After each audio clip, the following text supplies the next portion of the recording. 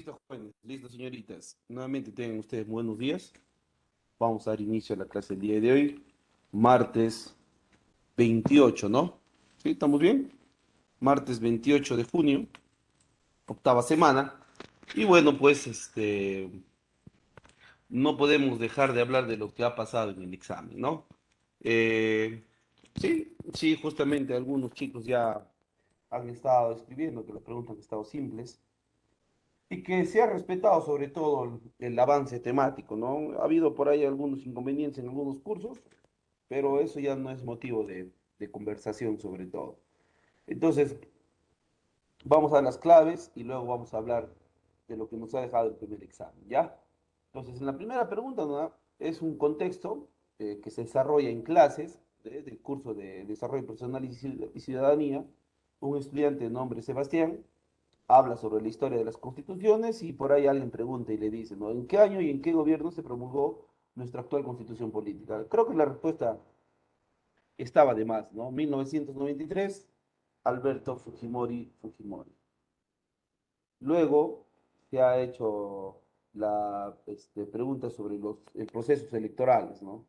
La pregunta decía, identifique el órgano competente en nuestro sistema electoral que tiene a su cargo la inscripción de los nacimientos, matrimonios, divorcios, defunciones y otros actos que modifique el Estado civil. Igual, ¿no? Su mismo nombre te dice RENIEC, Registro Nacional de Identificación y Estado Civil. Entonces, la respuesta creo que estaba en la misma pregunta. La pregunta 57 o la siguiente pregunta según el área, porque creo que el área ha cambiado en la numeración, pero la pregunta ha sido la misma, tiene como función la entrega de las actas y demás material necesario para los escrutinios y la difusión de los resultados electorales. Acá, donde tenías que centrarte para poder identificar qué institución era en los escrutinios. ¿Quién es el que realiza los escrutinios? Es la OMPE, ¿no? Por eso es que la OMPE demora en hacer este proceso y es ahí en donde los resultados también demoran en darse, ¿no? Entonces, la Oficina Nacional de Procesos Electorales, o en todo caso OMPE, era quien tenía esta función. Luego hemos visto la pregunta respecto a los derechos humanos. Acá pudiera verles a alguien confundido, creo que no. Lo único que han hecho es desordenar el orden del contenido temático, ¿no? Eh, ¿Pudiera haberles generado inconveniente? Yo creo que no. ¿Estuvo mal? No, ¿por qué? Porque yo te puedo preguntar de la última semana, como también te puedo preguntar de las primeras. Así es que ahí no hay ningún problema. Con tal que se respete todo lo que se ha avanzado, me parece correcto. Si no, lo que por ahí están acostumbrados es que ir en orden, ¿no? Si en la primera semana tuvimos derechos humanos, en la segunda semana constitución, en la tercera semana problemas de convivencia y así sucesivamente, en ese orden deberían haber preguntado. Pero me parece que esta forma es la más adecuada que se debería preguntar, ¿no? Yo puedo sacar preguntas de la primera semana, de la quinta semana, de la sexta semana y ponerlo en el orden que yo, como elaborador, me plazca. O sea, no es que yo tengo que respetar, no hay una ley o una norma que me diga que yo tengo que respetar el orden del desarrollo de los temas, ¿no? Con tal que ustedes hayan estudiado todo, van a saber la respuesta. Entonces, esta pregunta decía que la profesora María en el curso de Desarrollo Personal y Ciudadanía explica la educación que la educación tiene como finalidad el desarrollo integral de la persona humana y que el Estado reconoce y garantiza la libertad de enseñar. Según la clasificación de los derechos humanos, ¿a qué generación pertenecía este derecho, no?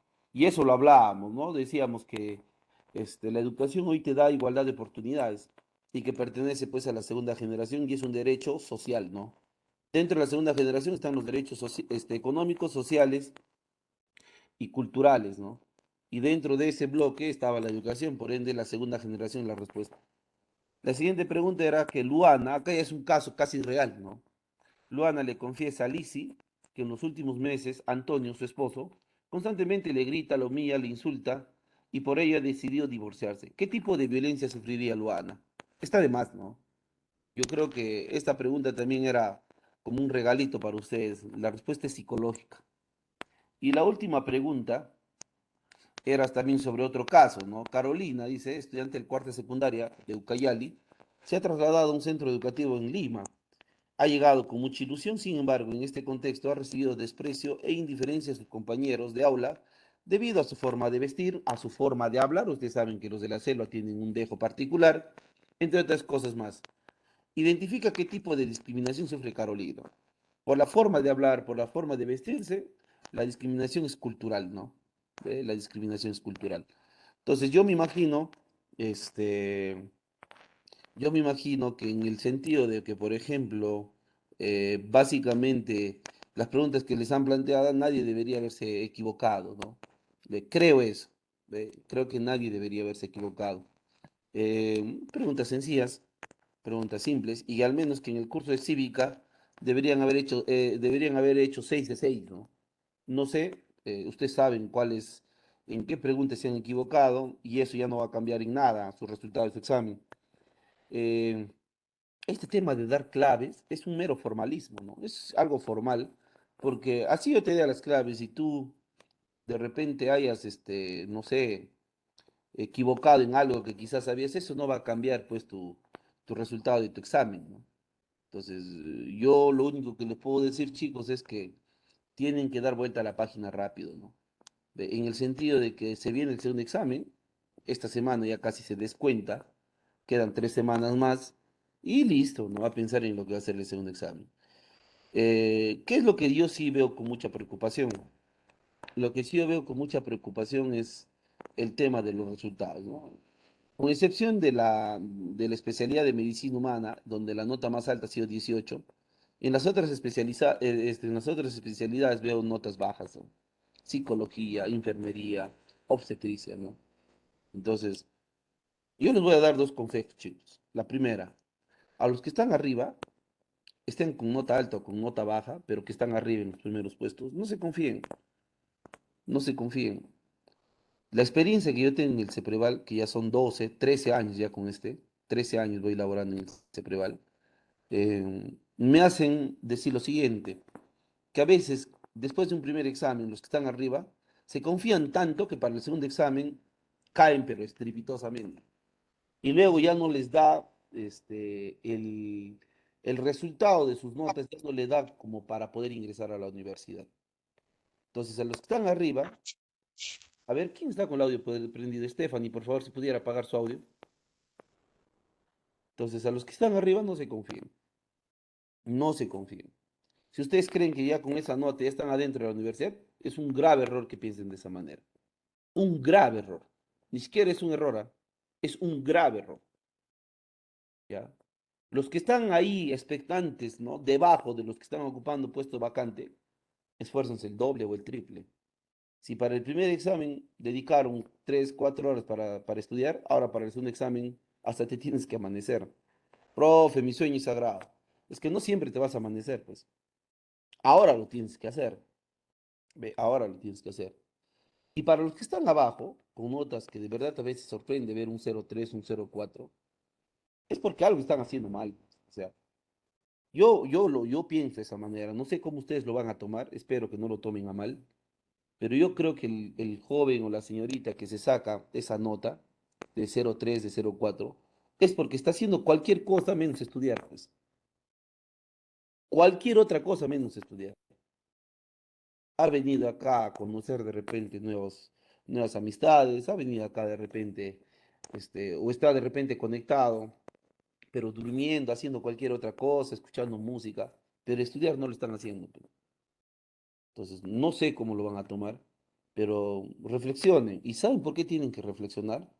Porque de muchos de ustedes, su estadía en el CEPREVAL lo pagan sus padres, que no es poco, ¿ah? O sea, si ustedes se dan cuenta, ¿cuánto es el pago del ciclo? Pasa a los 600 soles, que esa plata no llega fácil. Entonces, ese dinero, ¿cuándo se convierte en inversión y cuándo se convierte en gasto? Cuando tú ingresas a la universidad y no lo haces. Cuando tú ingresas a la universidad ha sido una inversión, pero cuando tú no ingresas a la universidad es un gasto. Entonces, piensen en ese sentido, chicos. De verdad que yo veo esas notas y de verdad que me da mucha pena. ¿Eh? Entonces, yo lo único que te voy a decir es que para estudiar uno tiene que concentrarse. Ya muchos psicólogos han dicho, un estudiante que está con el audífono, bajo el pretexto de que está con música estudiando, no va a tener resultados positivos. ¿Por qué? Por algo muy simple. Porque el cerebro se activa cuando tú estás con el audífono y la música. o cuando estás con el televisor, o cuando estás con el celular. Entonces, no es recomendable estudiar haciendo otra actividad. Para el estudio tú te tienes que concentrar al 100%. Tus cinco sentidos tienen que estar ahí atento, escribiendo, leyendo, ¿ve? Pero, como digo, cada uno sabe cómo estudiar. Lo único que uno tiene que hacer es asumir las consecuencias. Yo sé que a muchos, el domingo, sus padres les habrán dicho, ¿cuánto es tu nota? Papá me jalaba. Y le habrán dicho, entonces, ¿qué cosa haces? Y de seguro que muchos han puesto sus excusas. Ah, es que mi amigo del costado no me ha querido pasar. Ah, es que el profe no explica bien. Ah, es que ese día tú no me has hecho levantar temprano.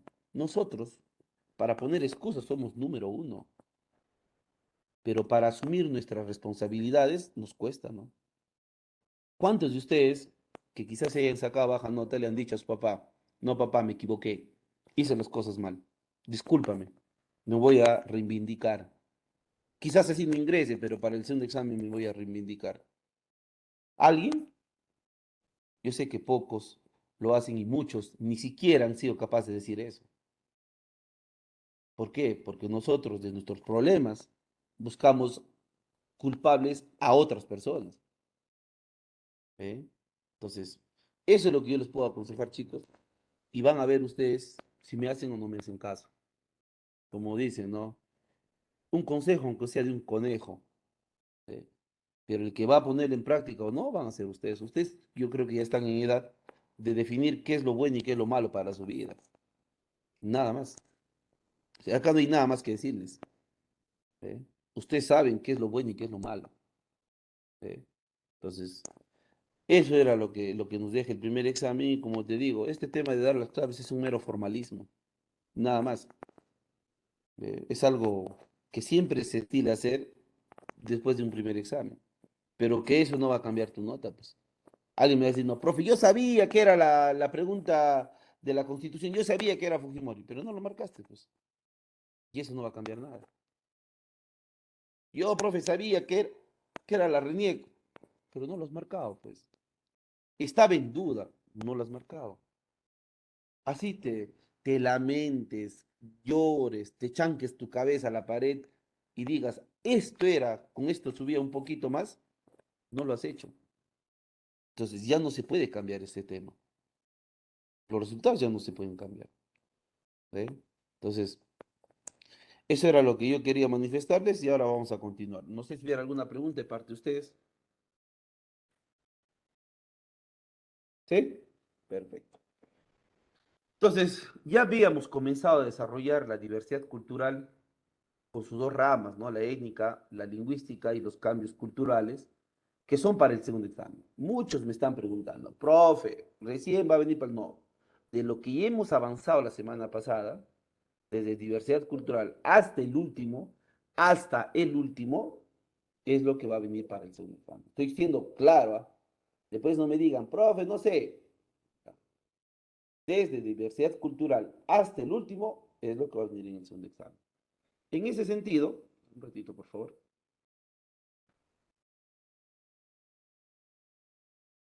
nos faltaba ver en esta parte lo que es identidad nacional. Ahora sí.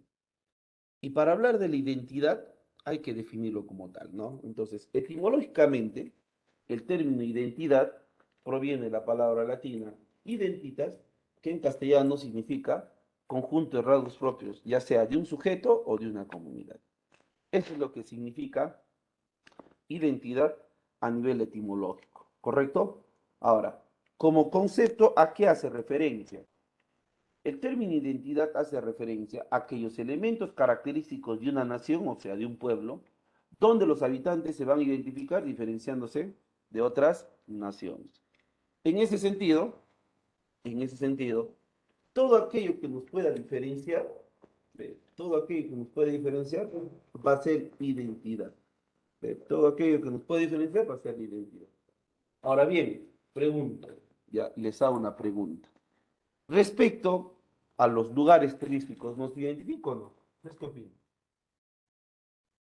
¿Ah? Respecto a los lugares turísticos, ¿nos identifican o no? Sí, Sí, profesor. sí, nos Sí, identifican. sí, La profesor. comida, Y también, profesor. También. Y también. también. Los tejos, Igual También. forma. tejos. La música, También. las Sí. creencias, los mitos, las leyendas, las costumbres, las tradiciones, todo aquello que nos pueda diferenciar, ¿ve? Va a ser parte de nuestra identidad. Entonces, yo voy a dar algunos nombres y tú vas a identificar de qué países nos estamos refiriendo, ¿ya? Por ejemplo, si yo digo la Torre Eiffel, ¿de qué país es? Francia. Francia. Francia. Francia. Claro, Francia, Francia. ¿no? Francia, Francia. Si yo digo, por ejemplo, esta comida que acá en el Perú también se consume bastante, la pizza, ¿de qué país es? Italiano. Italia. De Italiano. Italia, perdón, Italia. Si yo digo, la música, la samba,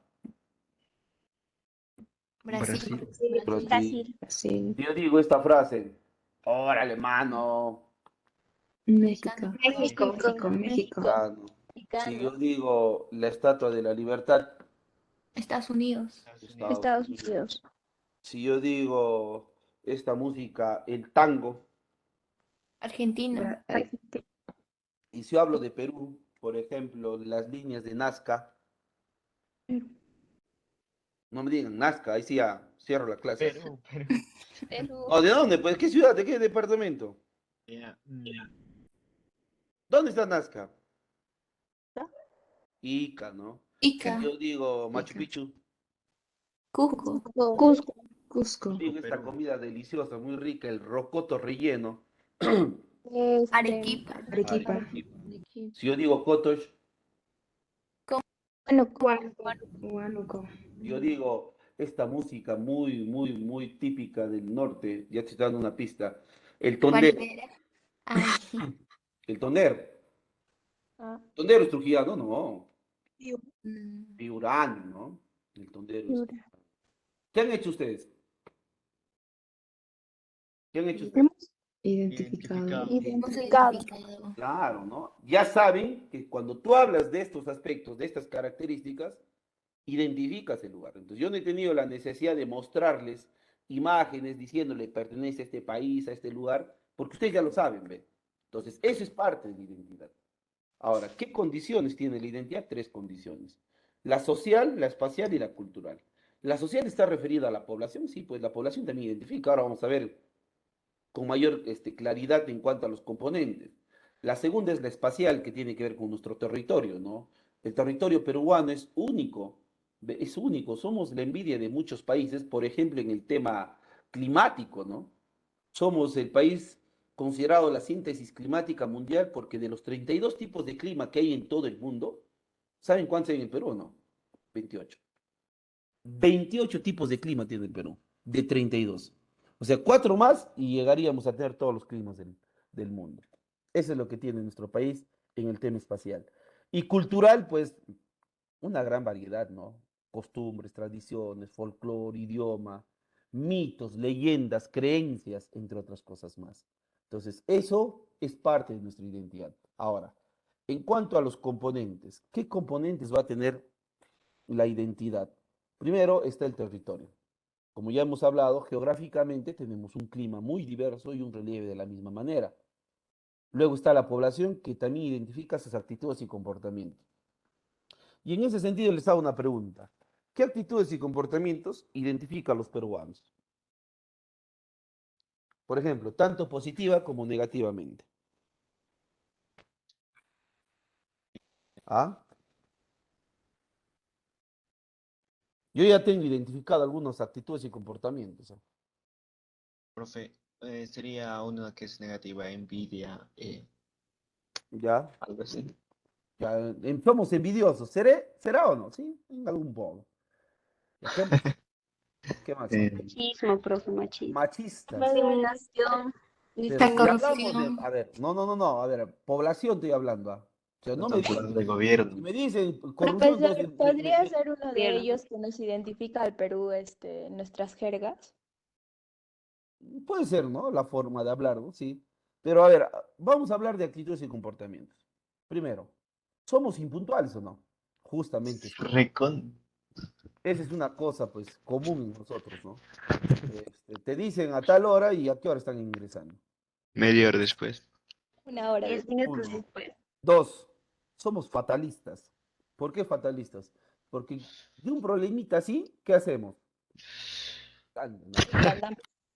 De un problemita así, pues, nos queremos morir, ¿no? Dos, tres, somos conformistas. Nos conformamos con lo poco que tenemos o con lo poco que logramos. Y esa es parte de nuestras actitudes. Es como si fuera algo genético, ¿no? Por eso uno tiene que tener ambiciones. Alguien me decía, profe, yo soy ambicioso, pero yo no me refiero a la ambición de dinero, ¿no? Yo me refiero a la ambición de querer lograr grandes cosas.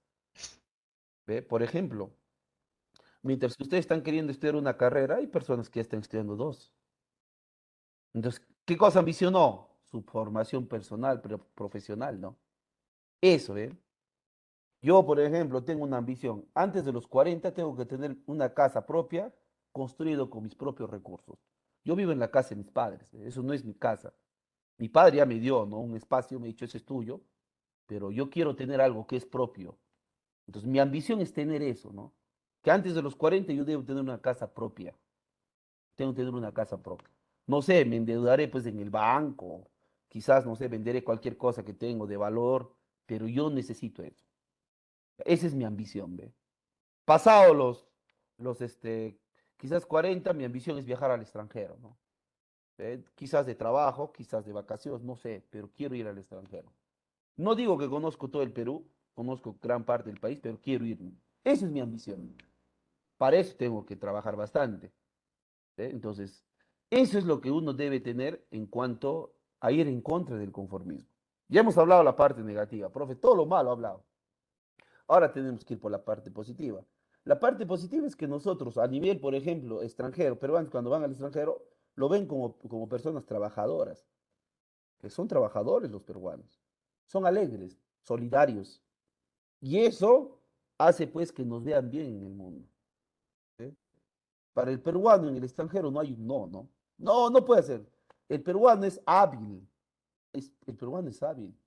Necesito gasfitero, yo lo hago. Aunque no sepa, pero yo lo hago.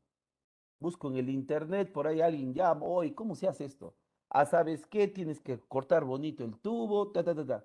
Ya lo hice. Hiciste bien un trabajo, ya te recomendaron para otros trabajos más. Así son los peruanos en el extranjero. ¿Cómo creen, si no, que muchos peruanos triunfan en el extranjero?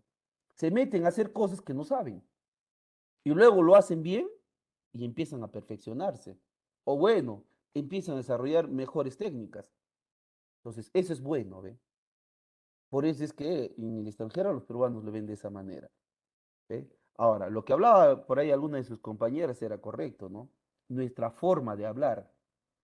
Castellano se habla en Argentina, en México, en Colombia, en Venezuela, en Chile, en Ecuador, en Bolivia, en Panamá, Costa Rica. Pero la expresión es la misma. No, no, no es la misma. Ahora, si hablamos a nivel de Perú, igual, ¿no? Así como nosotros los peruanos tenemos una forma peculiar de expresarnos, hablando el idioma, también acá en el Perú tenemos esas diferencias, ¿no? Por ejemplo, tú por su forma de hablar, ¿puedes identificar a una persona que es de la selva, sí o no? Sí, profesor. Sí, profesor. Por su forma de hablar, ¿le puedes identificar a un guanuqueño? También. Inclusive sus dejos, ¿no? A ver, yo, por ejemplo, una vez estaba en Lima, les cuento ya, estaba en Lima en la agencia, ya, no en la agencia que venía de Huánuco, estaba en una agencia que iba al norte, a Piura, y de pronto escuché esta frase que dije, hey, esa persona es de Huánuco, cuando dijo, este de acá es bien de más. ¿Han escuchado esa frase o no? El bien de más. Sí. Dígame, ¿de qué otra ciudad es esta frase? No hay, ¿no? Es de Huánuco. Entonces yo dije, di la vuelta y yo sabía que era de Huánuco, pues. La señora yo sabía que era de Huánuco, que estaba también yendo a Piura, ¿no? El bien de más. ¿Ve? Entonces, eso también es parte del componente poblacional. Entonces, ¿ha quedado claro este componente o no? ¿Ah? Sí, profesor. Tercer componente son los recursos naturales. A lo largo y ancho de nuestro territorio tenemos una gran diversidad de flora y fauna en estado silvestre, ¿no? O sea, la flora y la fauna es las plantas y los animales en estado silvestre. No es en estado domesticado, ¿no? Es en estado silvestre. Por ejemplo, el gallito de las rocas es parte de nuestra fauna, ¿no? la puya Raimondi, parte de nuestra fauna, ¿ve? ¿Qué más tenemos? Los recursos económicos, la minería, el turismo, la pesca, que son las principales actividades económicas, perdón, que el mundo nos reconoce como tal. Nosotros somos un país eminentemente minero. Estamos dentro de los 10 países con mayor producción de minerales a nivel mundial. Somos el tercer productor de oro y perdón, de cobre y de plata en el mundo. Somos el cuarto productor de cadmio y el séptimo productor de oro. Entonces nosotros somos un país eminente minero. Ahora, en los últimos años hemos empezado a hacer una difusión tremenda de nuestros lugares turísticos y pues hay una, digamos, concurso, no sé, a ver, ¿cómo se le podría decir? Hay una página que está pidiendo que todos los peruanos compartamos para que Perú sea catalogado como un destino turístico a nivel mundial. Entonces, la segunda actividad importante que tiene el país, pues es el turismo. Luego tenemos la pesca, pues decir de la pesca es hablar de esa gran diversidad que nos da el mar, ¿no? Y que nos hace único, pues, a nivel de América Latina y a nivel, y me atrevería a decir a nivel mundial, ¿ve? En cuanto a las tradiciones, lo que comúnmente se hace en cada ciertas fiestas, ¿no? ¿Ve? Por ejemplo, una fiesta religiosa es la Semana Santa. ¿Y cuál es la tradición, por ejemplo? La tradición es que en Semana Santa, ¿cuál es la única carne que deberíamos consumir? El pescado. Pescado. ¿Qué pasa si yo me como un bistec a lo pobre el día de Semana Santa, jueves y viernes santo? ¿Estaría yendo en contra de la ley? No, no hay una ley que me va a prohibir a mí comer carne, pero sí estaría yendo en contra de una tradición, ¿no? ¿Ve? Por ejemplo, la tradición en la fiesta de San Juan, ¿cuál ha sido el viernes pasado? Juanes. Comer, Juan, Juan. Comer el Juan, ¿no? ¿Dónde, ah? ¿Dónde se come el Juan? ¿En la casa? Sobre todo los Tingo que son de María. la selva. No, los que son de la selva, en Tingo María. ¿Cómo que en Tingo María? en el río, En profesor, el van a río. comer. Claro, en el río, ¿no? Claro, en el río van, preparan su Juan, 24 de junio ha caído viernes, ¿no? Jueves han preparado su Juan, muy, muy rico. Viernes en la mañana toda la familia se prepara, se va a la orilla del río, pone su ramada y toda la familia comparte y rico y delicioso plato. Una vez después de que se han alimentado, se meten al río, se bañan, festejan. En algunos lugares hacen conciertos y una serie de actividades, pero esa es parte de la tradición de San Juan, ¿ve? Entonces, ese es algo que siempre se va a dar cuando 24 de junio. Pues. Cada 24 de junio ya se sabe cómo se vive, el antes, el durante, y bueno, no hablo del después porque ya después las personas tienen que ya guardarse en su casa, pues, ¿no?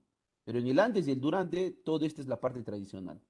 Costumbres, la música, la danza. Huánuco tiene una danza costumbrista. ¿Cuál es esa? Los Los negritos. negritos de Los los negritos, ¿no? negritos. Que, que, por ejemplo, no tienen fecha especial, pero tiene un periodo de tiempo, ¿no? Por ejemplo, de diciembre, de Navidad hasta la quincena de enero, más o menos, en Huánuco salen un montón de cuadros. Bueno, por esta pandemia, quizás no se ha podido observar en casi 3 años, 2020, 2021 y 2022, ¿no? Pero ahora van a volver, ¿no? Van a volver las cuadrillas y Huánuco se va a llenar de mucho colorido y de mucha vistosidad, ¿no? Ustedes saben que la danza de los negritos, los que bailan o los que danzan, se visten con traje muy llamativo, muy incandescente, digamos, que llama la atención, pues, ¿no? Entonces, esa es una costumbre, sobre todo acá. Respecto al idioma que nos identifica a nosotros, como ejemplo, el runashimi. Profe, y el quechua, justamente el runashimi o quechua es lo mismo. Aymara, Hakaru, que son lenguas originarias que nos identifican. Y por último, los recursos culturales que van a ser las zonas arqueológicas, ¿no? Hablábamos de Machu Picchu, hablábamos de la línea de Nazca, hablábamos de Cotox, podríamos sumarle a Chanchán en Trujillo, Cuelap en Chachapoyas, el señor de Zipán en Lambayeque y muchos otros lugares imponentes e importantes, ¿no? Eh, Como yo les decía hace un momento, eh, he tenido la oportunidad de conocer casi el 65-70% del territorio nacional. Los departamentos que me faltan conocer son Cajamarca, que tiene los valles del Inca, un lugar muy bonito. Mis padres fueron, yo no tuve la oportunidad de viajar con ellos, tenía unas actividades pendientes. No conozco Iquitos, a nivel de las zonas arqueológicas casi no posee mucho, pero sí tiene zonas naturales muy bonitas. Madre de Dios, que es un lugar muy lejano. Puno, Arequipa, Huancavelica, no, Huancavelica sí, Apurímac y Moquegua, ¿ve? En algún momento visitaremos, sí, sí conozco la ciudad de Trujillo, conozco Lambayeque, conozco Piura, ¿ve? Este, sí conozco esas ciudades, muy bonito, ¿ve? Entonces, básicamente, a nivel cultural hay muchos lugares por conocer, ¿no? Por ejemplo, me falta, justamente con la familia, cada vez que programamos viajes siempre pasa algo, pero ahora ya nos vamos a ir sin programar, un día vamos a agarrar con la familia, vamos a decir, ya nos vamos de viaje, listo tus cosas y pum, listo.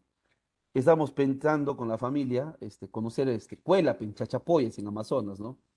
Que es un lugar, bueno, por algunos familiares que ya han visitado, que es un lugar muy bonito, ¿ve? Hay un teleférico que te conecta hasta el centro arqueológico de Cuélap. Entonces, ese lugar queremos visitar, ¿ve? Luego quizás ya en algún momento visitaremos otras zonas, pero es importante conocer para tener más identidad y para tener más conocimiento, ¿no? A veces lo que ocurre en nuestro país es que vamos al extranjero y cuando nos preguntan, y cuando yo vaya al Perú, ¿qué lugar me recomiendas? Lamentablemente los peruanos casi no saben más que Machu Picchu. ¿Ve? Es igual que acá en Huánuco, el único lugar que recomiendan nuestros paisanos es Cotox, ¿no? Y cuando le preguntan el turista o el visitante, le dice, ¿y por qué tendría que visitar Cotox? No saben responder. O sea, hay que conocer, ¿no? Hay que conocer y de verdad que el Perú tiene pues una gran diversidad cultural, pero única, ¿no? Única. A veces da una sensación, no, yo no tengo envidia, pero da una sensación de que solo recomienden conocer Machu Picchu. Machu Picchu es imponente, es muy, muy bonito, pero turísticamente no solo es eso, pues, ¿no? Tenemos mucha diversidad en ese sentido. ¿Ve? ¿Qué características va a tener la identidad? Cuatro características. Presten atención, ¿ah? Primero, la identificación con patrones culturales propios. ¿Qué es esta característica? Hay que sentirnos parte de nuestras expresiones culturales. Y para sentirnos parte de nuestras expresiones culturales hay que conocer, difundir y conservar costumbres, tradiciones, música, danza, historia. Profe, pero eso es algo de Dios. Es que eso es lo que te va a ti hacer quedar bien cuando vayas a un lugar o cuando te pregunten de otro lugar, ¿qué lugar tienes para poder, como dice, recomendar visitar? ¿Eh? Y da mucha pena, ¿no? Algunas ciudades sí, su población está muy bien identificada con sus patrones culturales, pero otras no. Por ejemplo, los puneños son muy buenos en esta característica, ¿no? Los puneños tienen una fiesta que está considerada como la segunda fiesta más importante de América Latina. ¿Ve? Primero está el Carnaval de Río de Janeiro en Brasil y luego viene la fiesta de la Virgen de la Candelaria en Puno, que si no me equivoco es para los meses de febrero o para el mes de febrero. ¿Ve? Entonces, el puneño tú le hablas de la fiesta de la Virgen de la Candelaria y él te sabe pues al revés y al derecho, ¿no? Pero tú al huanuqueño le hablas sobre por qué danzan los negritos, en esas épocas casi no saben, ¿no? Entonces, ahí está la diferencia. Tenemos que conocer. Luego lo difundimos para poder conservarlo en el tiempo, para que no se distorsione justamente nuestras expresiones culturales. Segundo, es el sentido de pertenencia a un sujeto colectivo. Hay que sentirnos parte de un conglomerado de individuos. Y eso no es más que otra cosa que no negar nuestros orígenes. Hay que sentirnos orgullosos del lugar donde venimos, de nuestros padres, de nuestros abuelos. Porque luego, si yo no me siento orgulloso, voy a terminar discriminando y criticando. Y que a la larga, pues, hace que se pierda identidad, ¿no? Yo veo algunos jóvenes como ustedes, por ejemplo, que tienen padres de la zona andina, que la mamá se viste con pollera, el papá con su mantita, con su sombrerito, y tienen vergüenza de andar con ellos en la calle. Vergüenza es robar, vergüenza es matar, vergüenza es hacer algo malo. ¿Cómo te vas a avergonzar de tus padres? Para mí no tendría perdón, ¿no? Si mi hijo me hace eso, yo no lo perdonaría nunca. ¿Por qué? Porque ¿cómo se va a avergonzar de la persona que le ha dado la vida? ¿Qué? Porque culturalmente a mí la globalización no me ha terminado cambiando, por eso se van a avergonzar de mí. Hay gente que, por ejemplo, le tiene a la mamá en su casa y le lleva a sus amigos a su casa a hacer un trabajo y quizás su mamá es quechohablante y a la mamá lo guarda en la cocina. No salgas hasta que se vayan mis amigos. ¿Te das cuenta o no te das cuenta? Entonces, ahí es donde esta característica claramente no se presenta, ¿no? Uno tiene que sentirse orgulloso, ¿sabes? Orgulloso. ¿Eh? A mí me preguntan, ¿de dónde es? Yo soy de Huánuco. Mis padres no son de la misma capital, son de provincia, ¿no? Los dos son de la provincia de Ambo. Mi madre es ambina, neta, pero mi padre es huacarino, ¿no? Y cada vez que tenemos la oportunidad visitamos los lugares donde ellos han nacido, han crecido, sus primeros años, ¿no? Y de verdad que es muy bonito. Entonces, ahí es donde uno tiene que fortalecer esto. ¿Ve? Tienes que fortalecer, pero hoy veo, y eso lo he visto en algunos familiares y conocidos directos, ¿ah? Tienen hijos adolescentes y le dicen, ya vamos a irnos a tal lugar. Ah, papá, ¿hay internet? Lo primero que preguntan, ¿pa, ¿hay internet? ¿Ma hay luz? ¿Hay terma? No, en ese lugar es muy alejado, pero ahí he nacido yo. Ah, si es así, no, mejor me quedo acá en la casa, cuida en la casa.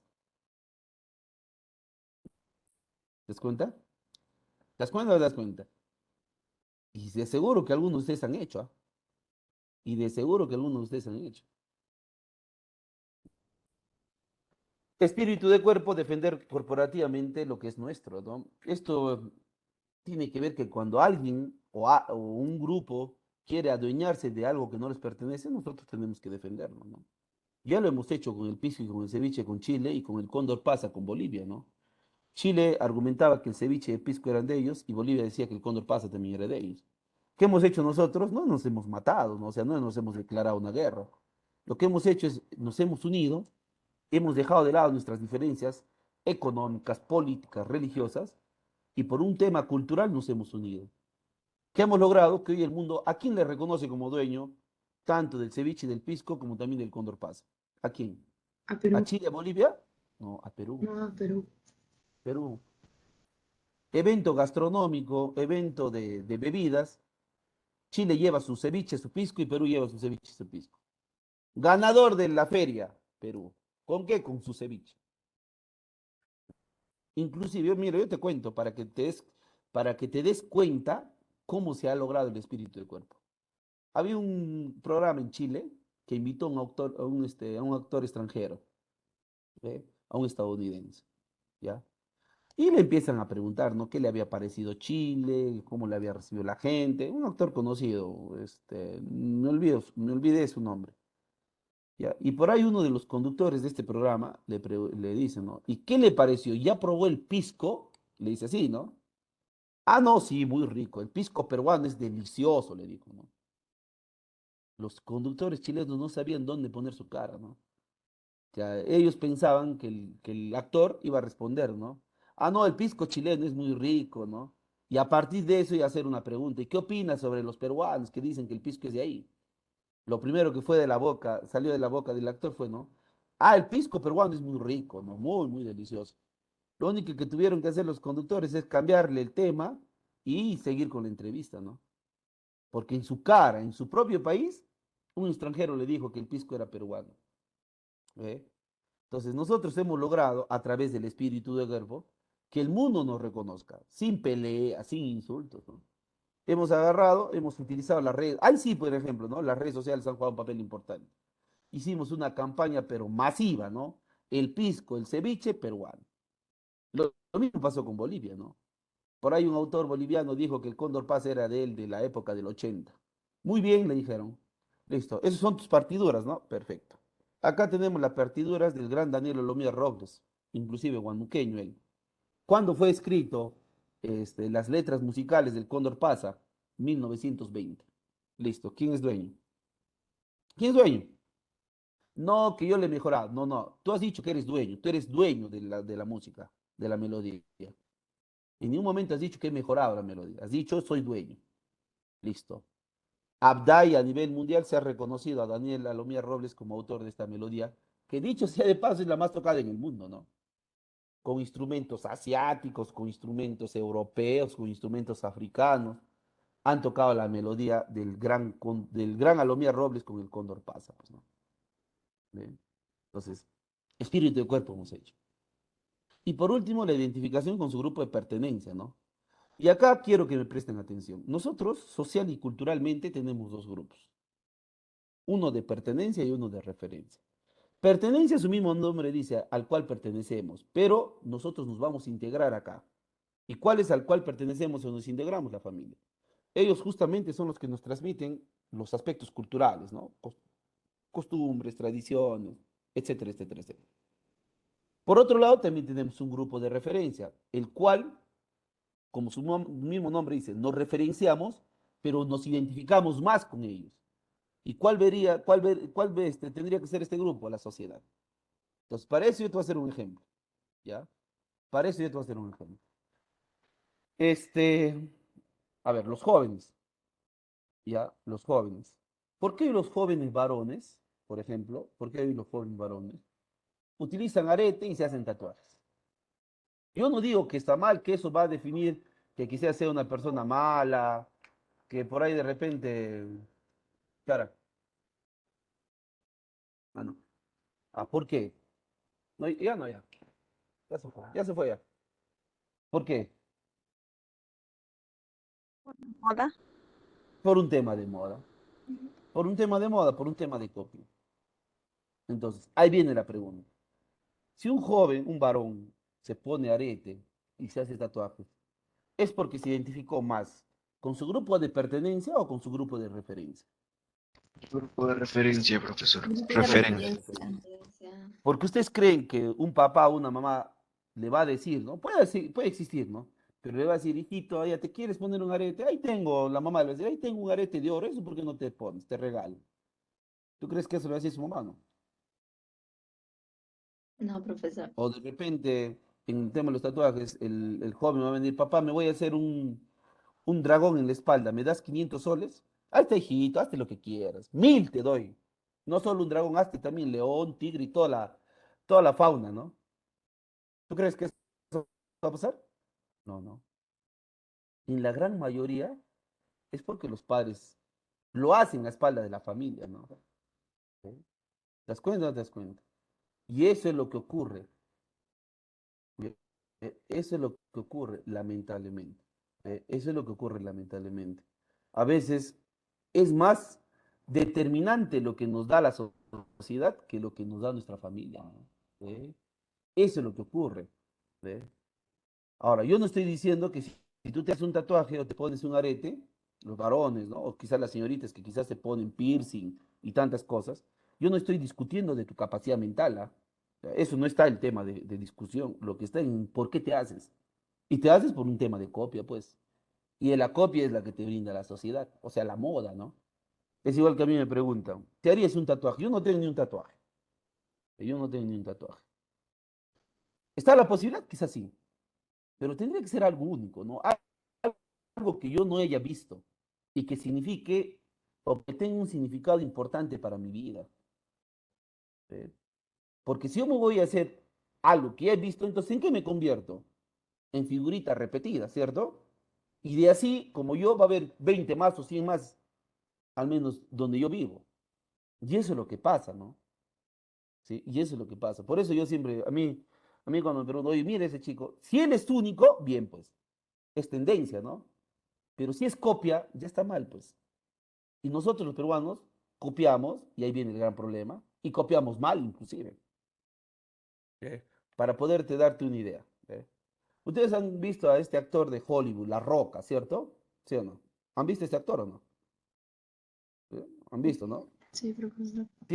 Es una persona alta, tiene músculos, o sea, tiene el cuerpo trabajado, y él tiene un tatuaje en el pecho y en el brazo. Entonces, su tatuaje va así, ¿no? Entre su pecho y su brazo. Él se lo ha hecho, sí, y ha sido tendencia. Muchos han copiado lo que él se ha hecho.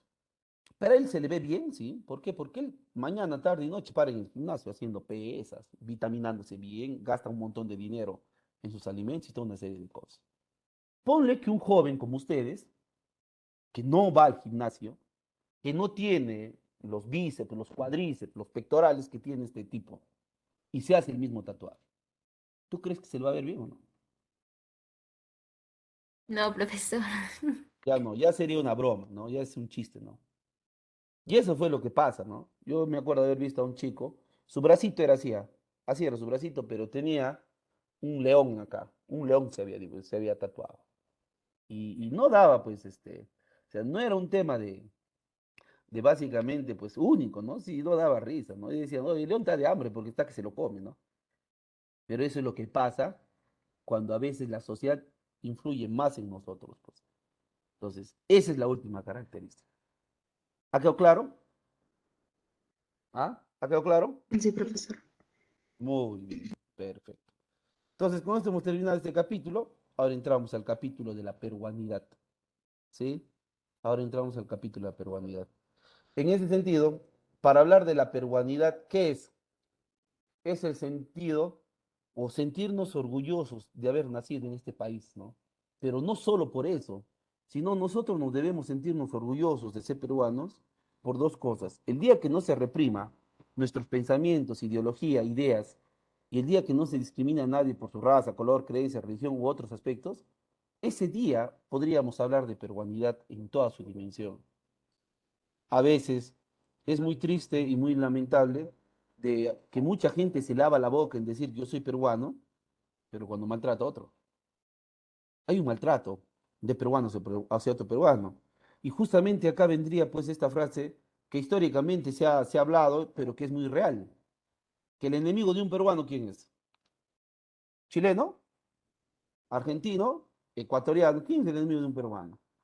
¿Ah? ¿Quién es el enemigo de un peruano? ¿Otra peruana? Otro peruano, ¿no? ¿Ve? El enemigo de un peruano es otro peruano. Y esa es una verdad, pues.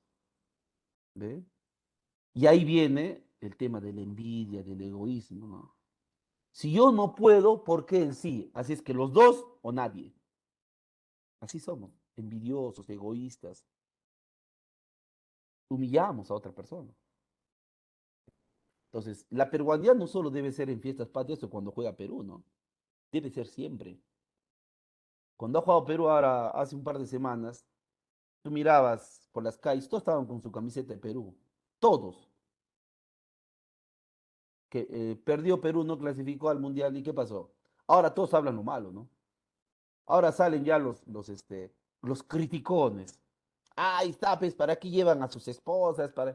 Y si clasificaban, ¿alguien estaría hablando de esto? No, no, no. Ese es el peruano interesado, convenido que existe. Por eso es que no avanzamos, pues. Por eso es que no avanzamos. Ahora, ¿tú tienes que criticar para destruir o tienes que criticar para construir? ¿Ah? Criticar para construir, Criticas profesor. algo, tienes que brindar soluciones. Pero acá, de las críticas hacia un problema, lo hacemos más y más y más y más grande. Y lo vemos no solo en el fútbol, lo vemos en la política, lo vemos en la economía, lo vemos en la sociedad. ¿Qué hemos hecho nosotros en los últimos años para mejorar o para tratar de solucionar los problemas? Lo critican a Castillo. Listo, estará gobernando mal, sí, pero ¿qué han hecho los otros partidos para ayudar a solucionar este problema? Alguien dirá, profe, Castillo no se deja. Es que no tienen que estar al lado de Castillo para poder corregir esto. Desde el Congreso se puede hacer muchas cosas. ¿Lo han hecho? ¿Lo han hecho o no? No, no lo han hecho. Lo primero es señalar con el dedo que esa persona no vale, no sirve, que no debería estar ahí. Y eso está desde el inicio. Desde el primer día de que Pedro Castillo está en el poder, ha pasado esto. No le estoy defendiendo. ¿Está gobernando mal? Sí. Ministros que no deberían haber sido nombrados, asesores que no deberían estar a su lado. Pero vuelvo a repetir, ¿qué hemos hecho? O al menos los partidos políticos, ¿qué han hecho para poder ayudar a solucionar este problema? Y la respuesta es clara, nada, nada. Entonces, hay mucho por trabajar como peruanos, ¿no? Mucho. ¿Cómo deberíamos demostrar peruanidad? Honrados. Hay que ser honrados. Y ser honrados es hacer las cosas bien, pues. Hacer las cosas bien. Que no se hace, sí, los que están en el poder no lo hacen, pero nosotros podríamos prepararnos para que cuando nos toque ser autoridad, apliquemos este valor importante. Segundo, mantener intacta la honestidad individual en el actuar personal y social. Ser honestos es decir la verdad, aunque duela, ¿no? Pero hay que siempre ir con la verdad. Verdad a medias es mentira. Me olvidé de contarte esta parte. No, es una mentira eso. Esa es una mentira. Por eso es que en el examen, yo te voy a poner el ejemplo del examen. Tú puedes haberle engañado a tu papá que has estudiado, ¿sí o no? Puedes haberle engañado al profesor, que quizás sabes. Puedes haberle engañado a tus hermanos, a tus amigos, a cualquiera. Pero a ti mismo te vas a engañar. ¿Ah? ¿A ti mismo te vas a poder engañar? No. Por eso es que cada uno de nosotros sabe de qué pie cojeamos y sabe cuáles son nuestros errores y nuestros defectos. Que no nos gusta aceptar es otra cosa, pero cada uno de nosotros sabe eso. ¿Sí o no? ¿O me equivoco? ¿Ustedes qué dicen? ¿Ah? Tiene toda la razón, profesor. Todo, ¿ve?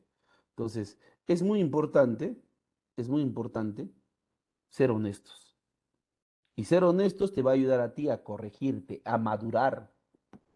A veces nos falta eso, ¿no? ¿Ve? Vencer la frustración también. De los tropiezos uno tiene que aprender. De las frustraciones uno tiene que levantarse. Como dice, ¿no? Uno retrocede una escalera o un paso para avanzar ¿cuántos? Dos, tres, cuatro, cinco. Ahí es donde tú vences la frustración. Yo sé que muchos estarán frustrados de repente por el examen, pero tienes que darte cuenta en qué te has equivocado. Profe, yo estudié 4 horas diario para el primer examen. Es que no se estudia bien, pues. Te has desconcentrado. Porque yo puedo leer un texto, ¿sí? Yo puedo leer, pero una cosa es que yo lo comprenda. ¿Mm? Una cosa es que yo lo comprenda. Por eso es que cuando tú estudias, y eso te vuelvo a recomendar, concentración al máximo. Tus 5 sentidos tienen que estar ahí. Esa persona que estudia con el celular, con la música, con el televisor prendido o con cualquier otra cosa distractora, no tiene, pues. Y ahí es donde tú te frustras. Oye, estudia 4 horas diario y mira la nota que me he sacado. Es que no lo has hecho bien, pues. ¿Mm? Aliento constante a lo nuestro, apoyarnos entre nosotros. El buen amigo, la buena pareja, si es que lo tienen, es el que te está alentando a que tú logres tus objetivos. Ese es el buen amigo, la buena familia, la buena pareja, ¿no? El que te está diciendo, oye, ¿sabes qué? Haz esto, haz el otro para tu bien. No el que te dice, vamos a tomar, oye, hay que estudiar. No, vamos al centro comercial a pasear, vamos de shopping, al cine. Tú en un proceso de selección, como lo que ahorita están, tienes que dedicarte a estudiar, no hay nada más. Y vas a ver los objetivos que vas a alcanzar o tus metas que vas a alcanzar. La superación indeclinable ante lo adverso. ¿Cuántas veces nos ha tocado nadar contra la corriente? Y eso tiene que ver con los problemas que podamos tener. Ujú. ¿Y cuántas veces hemos salido airosos? Yo, como siempre digo, ¿quién no tiene problemas en esta vida? ¿Quién? Unos tienen problemitas y otros tienen problemas así de grandes. Pero como dice, la función tiene que continuar. Tú siempre tienes que mirar hacia adelante. Entonces, todo esto, ¿a dónde nos debe llegar? A buscar la excelencia. Y acá viene la pregunta. ¿Ser excelentes significa ser perfectos o tratar de cometer los menos errores posibles? ¿Ah? Tratar de Tratar de cometer. comentar. Nadie es perfecto en esta vida. Nadie. Nosotros estamos propensos a cometer errores. Pero una cosa es que tú cometas errores y otra cosa es que tú cometas horrores. Son diferentes, ¿no? Por ello, siempre uno tiene que pensar en las consecuencias de sus actos y de sus palabras. A veces no nos percatamos de ese pequeño detalle en las consecuencias. ¿Sí? Entonces, ser excelentes en todos los campos nos va a ayudar a ser fuertes, independientes y vamos a lograr el prestigio del país que queremos como un conjunto homogéneo. Queremos que los peruanos nos miren bien por la calidad de personas que somos, entonces hay que demostrar verdaderamente lo que es peruanidad. ¿Ve? Ahora, ¿cómo se demuestra la peruanidad a nivel ya de cosas más materiales? El pisco es peruano, duela a quien le duela. Ya, si por ahí alguien dice, no, es chileno, bueno, que se vaya a Chile y que tome pisco chileno, pues. El pisco peruano es una bebida muy rica. Hemos tenido la oportunidad de consumirlo y es la bebida nacional del país, pues. El ceviche, plato peruano de bandera, pero junto al ceviche tenemos 468 platos más, ¿ah? ¿Eh? Tenemos frutas peruanas como la chirimoya, la guanábana, la lugma, la granaría, el camu camu, la pumarosa, el caimito. Auquenios peruanos como la alpaca, la llama, el guanaco, el guarizo, pero sobre todo la vicuña, ¿no? ¿Y por qué les digo sobre todo la vicuña? Porque la fibra animal más fina del mundo es la lana de la vicuña. Tenemos el caballo de paso, ese caballo que danza al son de la marinera y que se cría y se reproduce en departamentos como Trujillo, Ica y Ayacucho. ¿Ve? 25 variedades de quinoa, un cereal sumamente nutritivo, 30 variedades de oyuco, 3.000 variedades de papa. Profe, el Perú tiene, ¿sí? Yo sé que muchos de ustedes solo conocen tres, papa blanca, papa amarilla y papa arenosa, ¿sí o no? ¿Ah? 32 variedades de maíz. La palta es peruana, en otros países le llaman el aguacate, México, Colombia, tiene esta terminología de la palta. Pregunto, ¿la palta es una fruta o es una verdura? ¿Ah? ¿Verdad? Una fruta. Una La fruta. palta es una fruta o una verdura. Una Fruta. fruta, profesor. Es una Una fruta, ¿cómo es fruta. verdura? No, es una fruta. El algodón pima. Si la lana de la vicuña es la más fina del mundo en fibras, el algodón pima es la fibra vegetal más fina del mundo. También se produce en el Perú. También otra fibra vegetal es el tanguis. El sauce llorón es un árbol peruano que tiene un componente que sirve para la producción de la aspirina. La tara es una planta peruana, andina, tiene un componente que es el tanino y sirve para los cosméticos. La maca, pregunto, ¿cereal o tubérculo? La maca. ¿Ah? ¿Cereal o tubérculo? La maca. Es un tubérculo, ¿no? Es la papa enraizada, sumamente nutritivo al natural. Químicamente sirve para la producción del Viagra. ¿Saben, no? Lo que es el Viagra. ¿Ah? ¿Saben lo que es el Viagra, no? ¿No? Ya. El Viagra es una medicina que toman los varones a cierta edad cuando tienen impotencia sexual. ¿Ya? Y que tiene que ser regulado por un médico, ¿no? El varón, por la misma edad que tiene y a veces por el ritmo de vida desordenada que pueda tener, pasado ya los 40, 45, ya para los 50 años, pierde potencia sexual. Entonces, ¿cuál es la pastillita que los médicos recomiendan para que puedan tener una vida de pareja normal quizás? Es el Viagra. Pero cuando se tome en exceso te puede matar, ¿no? Ha habido casos en donde algunos ancianos se han querido dar jóvenes y se les ha pasado la mano en el consumo del Viagra, ¿no? 3 pastillas se han tomado para que supuestamente tenga potencia sexual y les ha dado un paro corazón, pero fulminante, ¿no? Muertos. Entonces, esa pastillita este, se consume bajo prescripción médica, ¿no? No, tú no, ay, yo tengo 50 años, ¿no? ¿Sabes qué? Va a la farmacia, véndeme mi tabletita de Viagra, ¿no? Las tabletas en pastillas. Ahí tú lo tomas, ¿no? Tiene que ser regulado eso, ¿no? ¿Por qué? Porque si no te vas a morir, pues. Profe, solo para los varones, sí, el Viagra solo es para los varones. Tenemos la Plaza de Toros de Hacho, construida en 1776, donde se da pues la fiesta taurina, aunque muchos están en contra con este tipo de eventos, pero es parte de la cultura peruana, heredada de la cultura hispánica. La Universidad Nacional Mayor de San Marcos es la más antigua de América, fue construida en 1551. Tenemos los cañones más profundos del mundo, el Cotahuasi a 3.600 metros y el Colca a 3.400 metros. Tenemos la montaña más bella del mundo que se llama el Alpamayo, está en esa cadena de montañas pertenecientes a la Cordillera Blanca, en Ancash, en el Huaraz.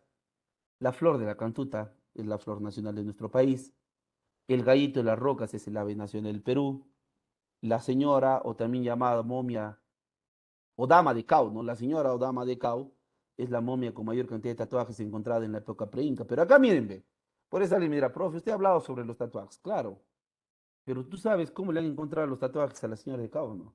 Impregnada en el hueso, impregnada en su hueso. ¿Y tú crees que ahorita los que se hacen tatuajes van a permitir que el tatuaje que se hacen llegue hasta su hueso, ¿no? Imagínense. No, profe, las justas con esas agujitas que utilizan ya están gritando, por más que le pongan anestesia, ya pues imagínate acá. Entonces, acá era para... ¿Y saben por qué tenía tatuajes? Para poder diferenciar las clases sociales. ¿Eh? Ella era pareja del señor de Zipán, cultura moche. ¿Ve? Y justamente el señor Zipán es la tumba más antigua y magnífica de América y tiene una similitud con la de Tutankamón en Egipto. Caral, la más antigua civilización de América. No confundan, acá también hay otro tema. Muchos confunden a Caral con Chanchán. Caral es la más antigua civilización de América. Chanchán es la ciudad de barro precolombina más antigua de América. ¿Ve? O sea, preincaica. Chanchán, la ciudad de barro. Camisea, la segunda reserva natural de gas, está en el Perú, la segunda reserva natural de gas de América. Ausangate, el cerro de 7 colores en Cusco, la montaña más importante de la cosmovisión andina. Y bueno, pues un alimento que casi nadie consume, la kiwicha, ¿no? La kiwicha es un alimento sumamente nutritivo para lo que es desgaste intelectual, porque el desgaste físico tú lo recuperas durmiendo, el desgaste intelectual tú lo recuperas alimentándote sanamente. Y eso es lo que no se hace acá, ¿no? A veces todos los alimentos que nos da nuestra tierra, nuestro querido país, casi ni le hacemos caso, ¿ve? Casi no le hacemos caso, ¿eh? Entonces, ese es en cuanto a los motivos para sentirnos orgullosos de este hermoso país. ¿Ha quedado claro lo que es peruanidad? ¿Ah? ¿Ha quedado claro lo que es peruanidad? Muy bien. Sí, profesor. Sí, Entonces, profesor. ahora vamos a ver el otro tema, que también tiene que ver con ustedes, la educación en nuestro país. Y para hablar de la educación en nuestro país tenemos que ver cómo ha sido de época en época, ¿no? Entonces, no tenemos datos de cómo fue la educación en la época pre-inca. No hay datos. Ustedes buscan los libros de historia y ahí no sabemos quiénes eran los profesores en la cultura chavín, mochica, en qué lugares enseñaban. No hay datos. Entonces, debido al grado de evolución que alcanzó cada una de las culturas preincaicas, se deduce que sí hubo educación en esta época. Esto se sustenta en que muchas de las culturas tuvieron ventajas competitivas y se especializaron en cada aspecto, y que de esta manera habrían desarrollado de una manera ideal la educación. ¿Ve? Entonces, hubieron culturas que se especializaron en orfebrería, en cerámica, en textilería, ¿ve? En donde perfeccionaron las técnicas y eso permitió el desarrollo de la educación. Entonces, para que alguien se especialice en orfebrería, en cerámica, en textilería o en otros aspectos, alguien debería haberles enseñado. Y ese alguien era el profesor. Entonces, si yo te enseño algo, es porque estoy desarrollando la educación. Entonces, en resumen, ¿hubo o no hubo educación en la época preinca? La respuesta es que sí. ¿Sí? La respuesta es que sí. Un ratito.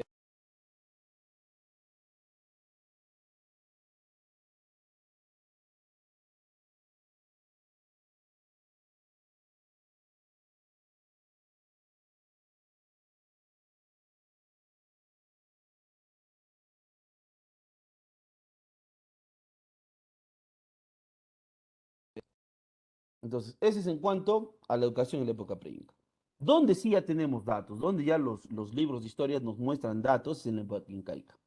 Y acá nos mencionan a dos incas, ¿no? Inca Roca, que es el que crea la educación, y Pachacute, que es quien la difunde. Profe, ¿por qué Pachacute difundió la educación? Porque quería expandir el territorio, ¿no? Sí, porque quería extender el territorio. Un ratito.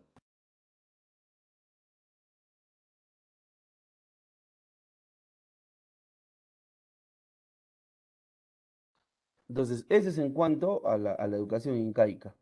Y acá tuvieron dos características, era clasista y era moralista. Clasista porque la educación era para los hijos de la nobleza, de calidad, y moralista porque se basaba en principios morales. En ese sentido, ¿cuáles eran esos principios morales? El Amasúa, el Amaqueya y el Amayuya.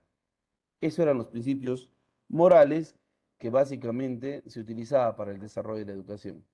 Entonces, en esta época hubieron dos tipos de educación, la formal y la informal. La formal era para la nobleza y se impartía en dos lugares, en el Yachayhuasi, la casa de saber, y en el Aguiahuasi, la casa de las escogidas. ¿Ve? En ese sentido, en el Yachayhuasi, quienes eran los profesores eran los amautas, los Villacumu, que los que transmitían el oficio divino, y los arabicus, que eran los que inventaban poemas y canciones. Mientras que en el Aguiahuasi, las que cumplían el rol de educadoras eran las mamaconas, o también conocidas como aguias viejas. Esta educación era rigurosa y planificada, o sea, había una estructura educacional. Profe, en el Yacheguasi, ¿cuántos años estudiaban? 3 años. Eso era la educación en el Yacheguasi, 3 años. ¿Ve?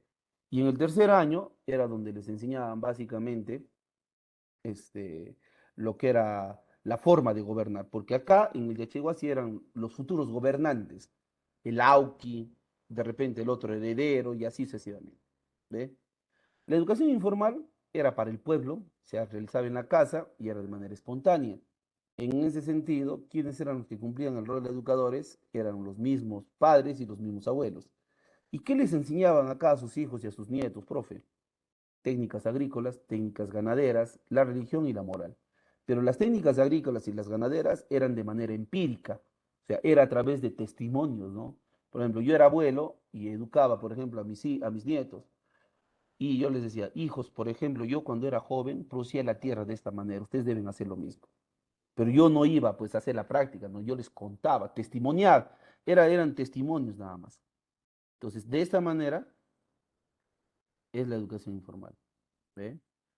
Es la educación informal. ¿Correcto? Entonces, ¿ha quedado claro de cómo fue la educación incaica? ¿Ah? Muy bien. En la época colonial ya hay un objetivo educacional. Acá el objetivo era mantener el control social y que los súbditos sean leales al rey de España. O sea, yo te educo, pero con la condición de que tú, cuando se necesite de tu parte y quieran hacerle algo al rey de España o al virrey en América, tienes que, un ratito, tienes que defenderlo, ¿ya? Eso era la condición de la educación. Entonces, ¿qué características tendría la educación en esta época? 6 características. Primero, la religiosidad. ¿A cargo de quién? De las zonas sacerdotales. ¿En qué sentido tiene que ver esta característica? Que la educación lo manejaban las zonas sacerdotales. ¿Ve? Lo manejaban las zonas sacerdotales. En ese sentido, en ese sentido, eh, ¿cuáles fueron esas órdenes sacerdotales que llegarían justamente con los españoles? Acá vamos a apuntar, ¿ya? Me avisan si se está anotando. ¿Se está anotando la anotación extra? Sí, profesor. Sí, Los profesor. agustinos. ¿A quién representaban? A la congregación de San Agustín. Llegaron también con los españoles los dominicos, que representaban a la congregación de Santo Domingo. Llegaron los jesuitas, que representaron a la Compañía de Jesús. Llegaron los mercedarios, que representaban a la congregación de la Virgen de la Merced. Y llegaron los franciscanos, que representaron a San Francisco de Asís. Entonces, estos 5 órdenes sacerdotales eran los que estaban a cargo de la educación en la época colonial. Segundo, la educación era elitista en esta época porque solo las clases dominantes tenían derecho a estudiar o a recibir educación de calidad, ¿no? Y acá estaban los mismos españoles, los criollos, los mestizos y los ricos. Pregunta, ¿a quién se le llama criollo? ¿A quién se le llama criollo? Em, Origen ¿Ah? andino y español. ¿Cómo, cómo? O sea, de que tuviera un padre español y una madre andina o No, peruana. ese es mestizo, eso no es criollo. Eso no es criollo. Lo que usted me está diciendo es mestizo. Bueno, ¿Ah?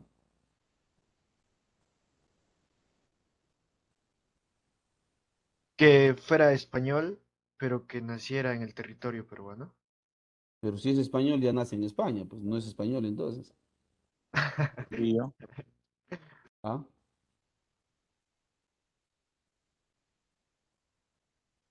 A ver, De padres españoles, pero nacido en Perú. ahora sí. Padres españoles nacidos en Perú. Ahora sí, bien. Ahora sí, está perfecto. Entonces, miren, los únicos que tenían derecho a recibir educación de calidad. Era dogmática y absolutista porque era impuesta por el Estado, ¿no? Y no había lugares a cuestionamiento. O sea, es lo que mandaba el rey de España o el virrey se tenía que cumplir. En ese sentido, pues, uno de los ejemplos es el tema de los comentarios reales, ¿no? Cuando Tupac Amaru se rebela contra la corona española, el rey de España y el virrey en el Perú ordenaron quemar todos los ejemplares de los comentarios reales, porque este era un libro que se enseñaba o que se utilizaba en los centros educativos, ¿no? ¿Y por qué? Porque para ellos este libro incitaba a la rebelión. Y era cierto, ¿no? O sea, ¿cómo no ¿cómo no amargarse contra los españoles si fueron ellos que cometieron abusos una vez instalados acá? Y Tupac Amaru al leer decía, no, oye, los abusos de ahora no son de este momento, vienen desde décadas y siglos atrás. Por lo tanto, ya no podemos estar sometidos a estos abusos, ¿no? Y se rebeló. Y estuvo a punto de triunfar, ¿no? Estuvo a punto de triunfar. Memorística porque se basaba en la repetición textual de las lecciones, ¿no? Tenías que aprender al pie de la letra. Y no había forma de que tú razones, ¿ve? Y eso era lo malo. Patriarcalista porque la mujer estaba excluida de recibir educación de calidad y solo los varones más tenían derecho a recibir buena educación. Y rígida porque eran severamente disciplinados, ¿no? Y acá se empezaría a utilizar un método de enseñanza que hasta los últimos años se ha seguido dando. La famosa letra entra con sangre. ¿Y qué es la letra entra? La letra entra con sangre, profe. ¿Aprendes por las buenas o aprendes por las malas? Si te tienen como dice, ¿no? Poner mano dura para que tú aprendas, se tenía que hacer eso. Ahora vamos a hablar de eso más adelante, ¿ya? Ahora vamos a ver eso más adelante. Entonces, ¿ya han apuntado esta anotación extra? ¿Ustedes también? Porque ahora lo que pase se va a borrar. ¿Ah? ¿Sí? Muy bien. ¿En cuántas etapas se ha presentado la educación en la época colonial? En tres etapas: la iniciación, la organización, afianzamiento y la renovación. La iniciación comprende de 1533 hasta 1551 y acá lo que trataron de hacer los españoles es combatir la ideología indígena, la creencia, la religión indígena. ¿Cómo? A través de la educación, pero sobre todo utilizando las cristianizaciones, ¿no? O sea, ¿qué era lo que buscaban los españoles? Es que los indígenas dejen de creer en el sol, en la luna, y empiecen a creer en un solo Dios, y para ello utilizaron la educación. ¿Sí? La de organización y afianzamiento comprende de 1551 a 1771, y acá ya la educación tiene una estructura definida por ellos, ¿no? Con niveles y todas esas cosas. Entonces acá ya se empezarían a fundar universidades en la educación superior. Y la renovación, que comprende de 1771 a 1820, es donde se dan profundos cambios en el pensamiento científico liberal que venía de Europa, en donde la religión perdería valor y la ciencia comenzaría a tomar fuerza, ¿no? Acá ya se da pues la ilustración en donde el racionalismo y el empirismo serían las corrientes filosóficas que empezarían a tener más fuerza. Y con ello la religión, que había sido muy, muy radical en la Edad Media, empezaría a perder valor, ¿no? Entonces, todo esto se dio en Europa, pero al fin y al cabo también repercutiría en América. ¿Qué niveles educativos se desarrollaron en la época colonial, perdón? Tres: la elemental, la intermedia y la superior. La elemental era para los indígenas. Esta era una educación para los indígenas. ¿Qué se trataba de hacer acá? Reeducar a los indios adultos conquistados y dar instrucción a los niños y jóvenes sobre la vida social europea. ¿Ve? En ese sentido, quienes cumplían el rol de profesores eran los sacerdotes, y en donde les educaban a los indígenas eran en las iglesias. Por eso es que acá se utilizaría dos libros religiosos, uno la Biblia y el otro el Catecismo. ¿Ve? En cuanto a la educación intermedia, era para los hijos de criollos, de mestizos y algún comerciante acomodado. Pero hay una excepción. ¿Por qué? Porque la educación intermedia tenía dos tipos de colegios, los menores y mayores. O sea, los mayores era para lo que hemos mencionado, ¿no? Criollos, mestizos y comerciantes. En cambio, los menores era para una población excepcional. ¿Quiénes? La nobleza indígena. Por eso es que también se le llamaba colegio de caciques. Y en ese sentido, ¿cuáles serían esos colegios que habían sido creados justamente para la nobleza indígena? El Colegio de Indios Caciques Jesuitas El Príncipe, fundado en Lima en 1620, y el Colegio San Francisco de Borja, fundado en Cusco en 1621. Los dos fundados por el virrey príncipe Esquilache. En cambio, los colegios mayores, donde sí estudiaban criollos, mestizos y algún hijo de algún comerciante acomodado, era el Colegio Mayor San Pedro y San Pablo, el Colegio Mayor San Martín y San Felipe, los dos construidos en 1575. Colegio Mayor de San Ildefonso, construido en 1608, y el Real Convictorio San Carlos, construido en 1771. Pregunto, ¿qué ven en los nombres de los colegios? San. Hombres santos. Entonces, ¿vemos la influencia de la religión o no? Sí. Sí. Sí, fuerte, ¿no? Y por último está la educación superior, que era pues para la casta aristocrática, o sea, para los españoles netos, pero que tenían poder político y económico, ¿no? En ese sentido, esta educación, ¿dónde se impartía? O este nivel educativo, en las universidades. Entonces, ¿Qué universidades serían los que se funden en esta época? Tenemos la Universidad Nacional Mayor de San Marcos, fundada el 12 de mayo de 1551, la más antigua de América. La Universidad Nacional San Cristóbal de Huamanga, que queda en Ayacucho, fundada el 3 de julio de 1677. Y la Universidad Nacional San Antonio de Abad, fundada en Cusco el 1 de marzo de 1692. Y la Universidad Nacional San Agustín de Arequipa, fundada el 22 de enero de 1714. Estas serían las 4 universidades que se funden en la época colonial. Posterior a ellos ya han aparecido más universidades, ¿no? Actualmente tenemos perdón, me rectifico. Públicos tenemos 71, 73 universidades. Y privados tenemos un poco más de 80, ¿no? La cosa es que hay más de 150, 160 universidades entre públicos y privados. Pero a nivel público, estas serían las a nivel público y privado, ¿no?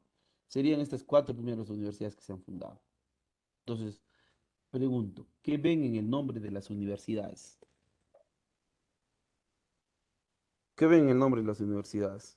Nombre ¿Ah? de santos. Santa. Nuevamente los Marcos. santos, ¿no? Sí. Nuevamente santos, santos, santos, ¿no? Entonces, eso básicamente sería la educación colonial.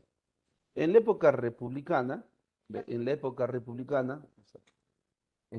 tenemos un periodo o 2 periodos cambiantes. Uno que comprende 1821 a 1950 y el otro de 1950 hasta nuestros días.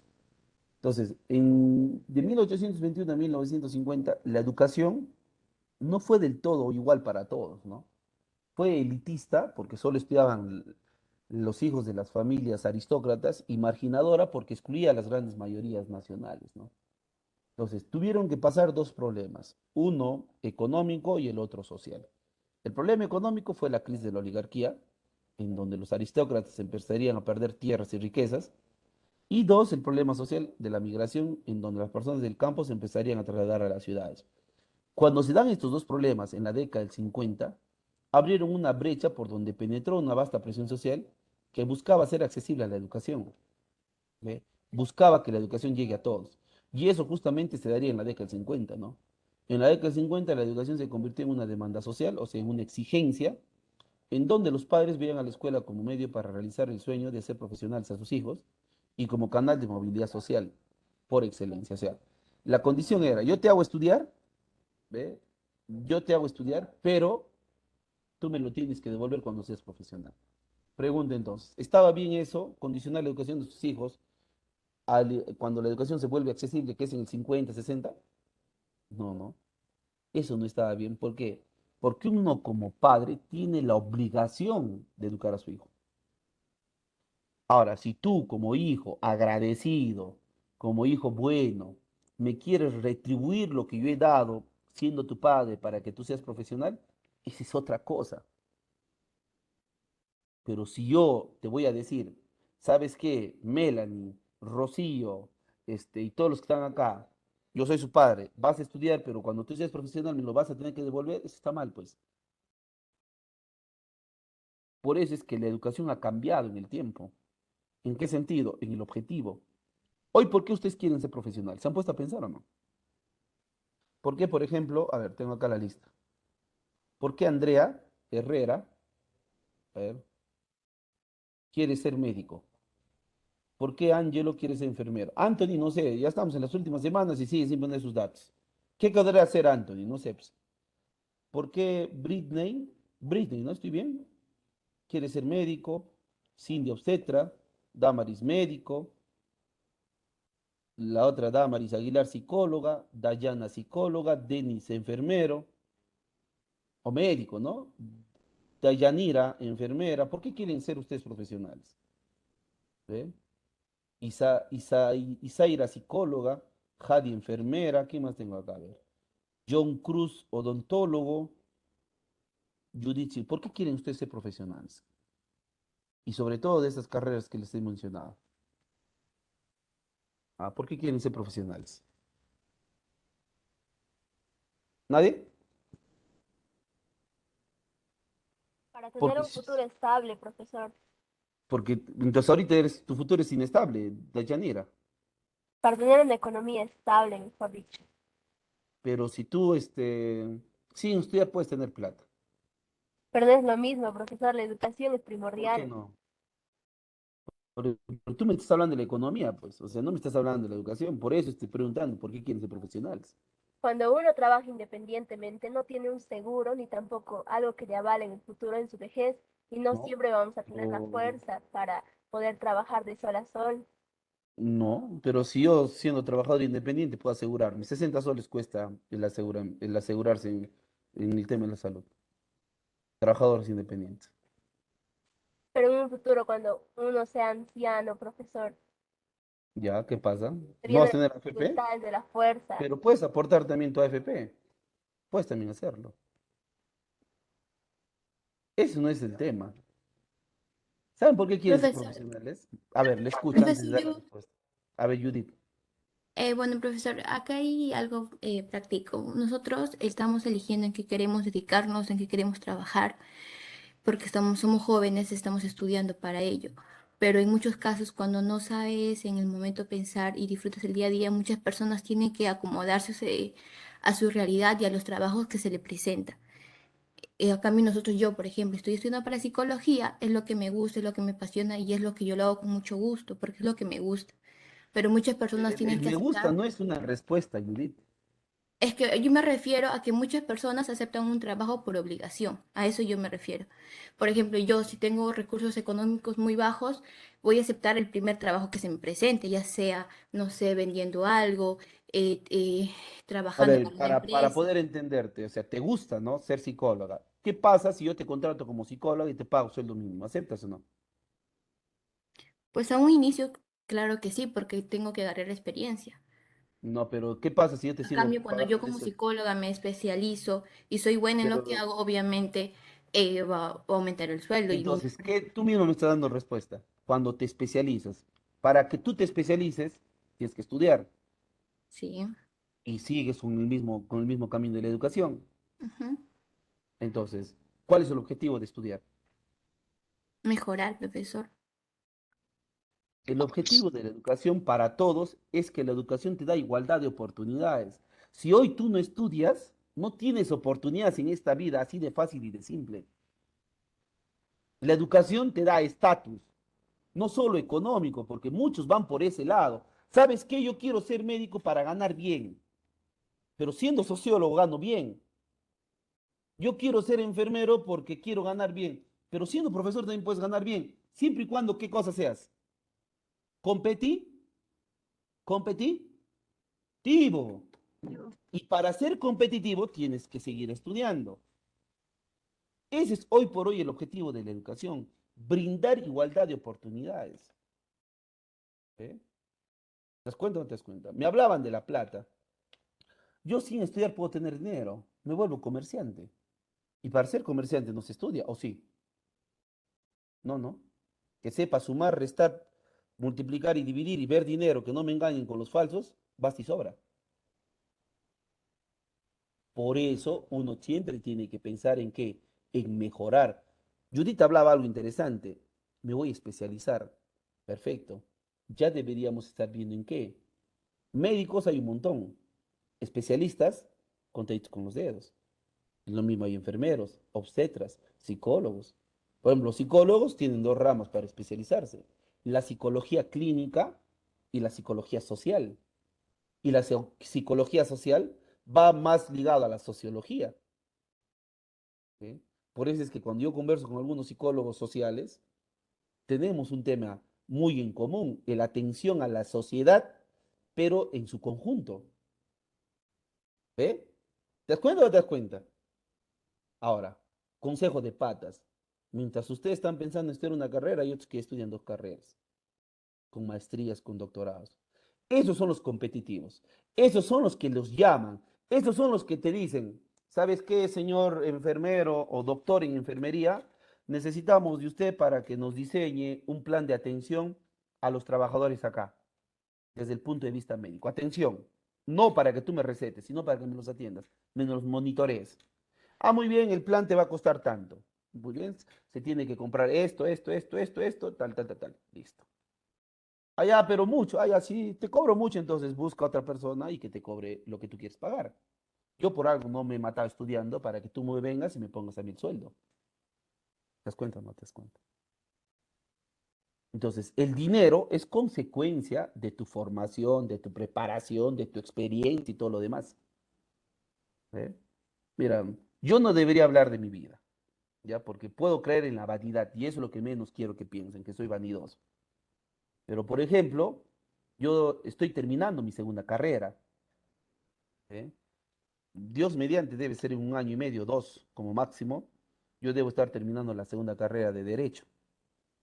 Tengo una maestría concluida en Gerencia Social y espero en agosto hacer el doctorado en Ciencias Económicas y Sociales. ¿Eh? Ese es mi proyecto educativo. Quizás ahí puedo continuar con una maestría en Derecho y ahí cierro. Ahí voy a cerrar mi, como dice, mi preparación en el tema profesional. ¿Saben por qué lo hago? Por dos cosas. Porque siempre me ha llamado la atención las leyes, ¿ya? Y dos, porque quiero mezclar la sociología con el derecho, que muchos ya lo han hecho, pero yo le quiero dar otro enfoque. ¿Eh? Eso es mi proyecto. Voy a ver cómo lo empiezo a diseñar y luego a culminar. ¿Eh? Entonces, yo, como les vuelvo a decir, nunca, nunca se queden con lo que ya alcanzan. Ya ingresé a la universidad, ahora voy a ser enfermero, ya listo, pues. Pero ¿qué más hiciste? ¿Quieres ganar un sueldo del Estado, de una institución pública toda tu vida? Perdón, de una clínica privada toda tu vida? No. Siempre piensen en ambicionar, ¿no? ¿Eh? Haz tu maestría, haz tu doctorado.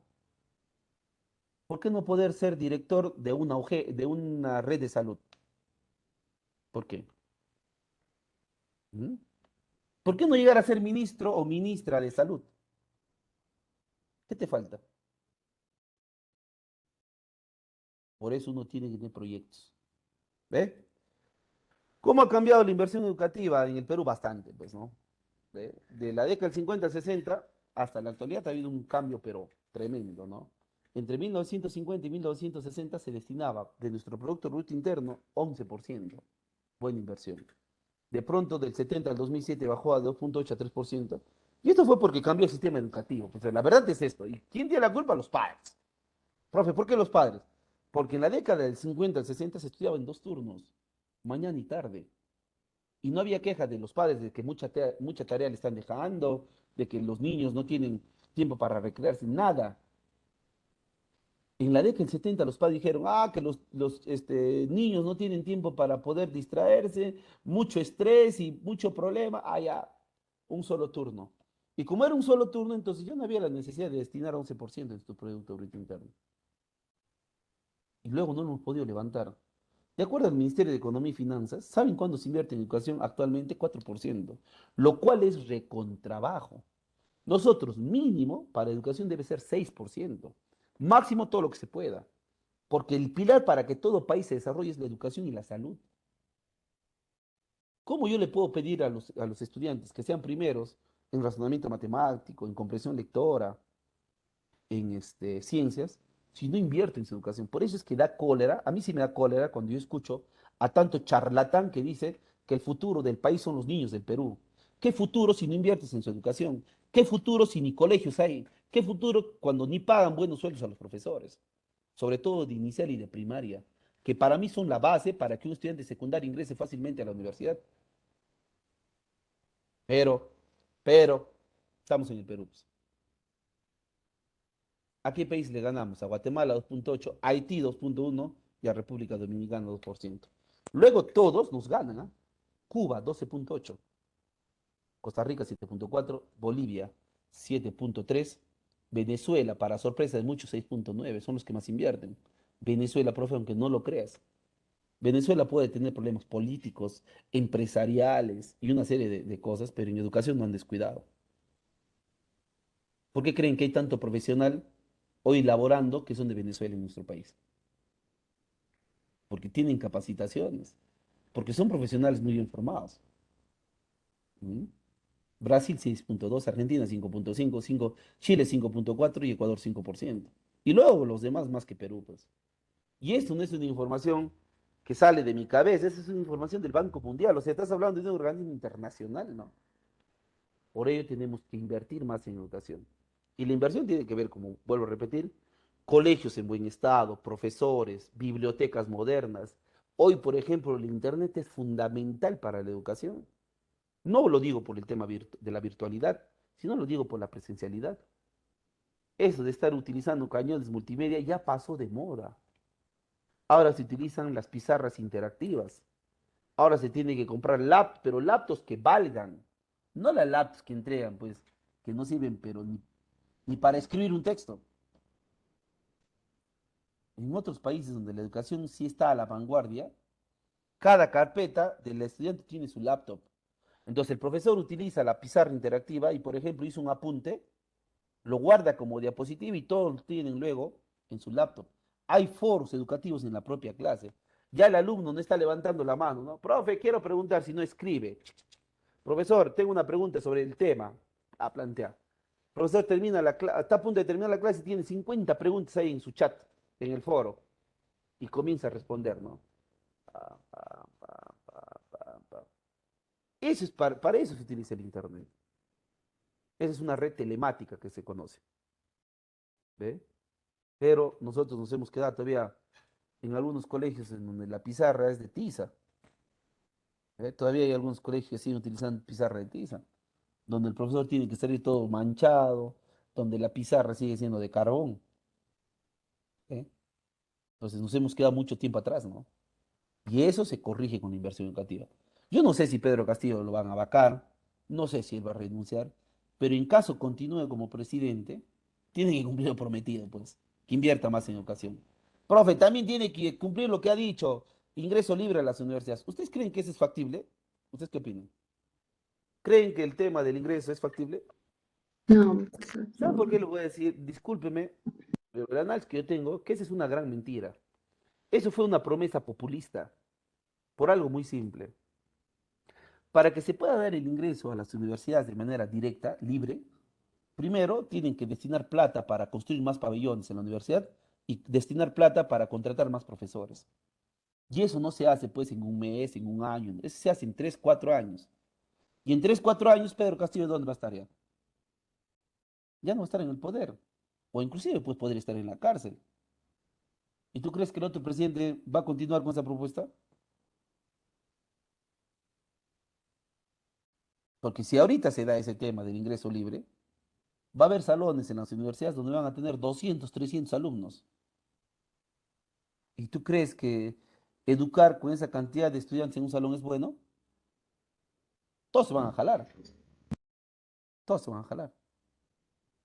Por eso uno tiene que analizar. Yo sé que a muchos de ustedes que quizás están en esa lucha siglo tras siglo de ingresar, les va a convenir, pero también tenemos que ver en cómo se va a dar. Y el cómo se va a dar es el gran problema, pues. ¿Ve? Entonces, por otro lado, esa promesa, el del 6% sí se puede dar, pero el tema del ingreso libre, para mí, no lo veo como algo factible. Te lo digo sinceramente. No lo veo como algo factible. ¿Cómo han sido los datos educativos? A ver, Osmali, le escucho. Osmali ha levantado su mano. Ya. Datos educativos. 58% de los peruanos mayores de 15 años eran analfabetos para 1940. Luego en el 98 bajó a 38%, en el 2007 7,1%. Y el último dato que tenemos de analfabetismo es del ENAJO, de la Encuesta Nacional de Hogares para el 2020, que nos arroja una tasa de analfabetismo de 6% a nivel nacional. Quiere decir que a nivel nacional de cada 100 personas, 6 son analfabetos.